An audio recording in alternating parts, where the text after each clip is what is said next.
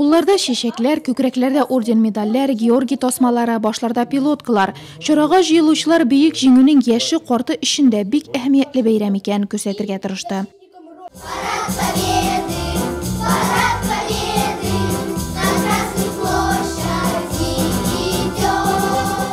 Гимназия эшчеләренең үз үлемсез полкы, кулларына бабайларының портретларын тоткан егетләр йөзләре җитди, һәр кемнең үз җиңү тарихы.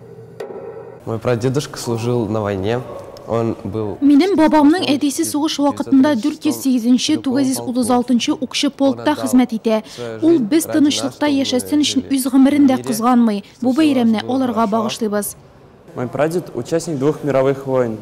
Минем бабамның әтисе 2 бөтен дөнья сугышында катнашкан кеше. Дан орденнарының тулы кавалеры. 1945 елның 24 апрелендә һәлак була. Җиңү бәйрәменә 2 атна кала үлә. Мин бабам белән шиксез горурланам. 9 май минем өчен илем белән горурлану мөмкинлеге. Бабаларыбыз безгә тынычлык, азатлык китерде. Нурлат шәһәре хәрби комиссары, хәрби хезмәттә булган өлкәннәр укучыларга ватанны саклау мөһимлеге турында җиткерде.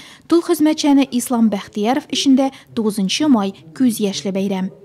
Бәйрәмнәр күп, ләкин моннардан да җиңү бәйрәменнән дә бик зур бәйрәм юк минем өчен. Башка кешеләр өчен дә шулайдыр. Чөнки мин бу бәйрәм белән горурланам. Чөнки шуның хәтле бөтен Европаны буйсындырган фашист армиясе безгә ташланды.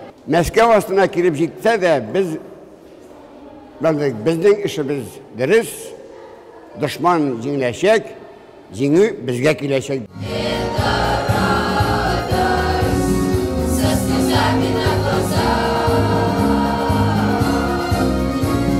День Победы! День Победы!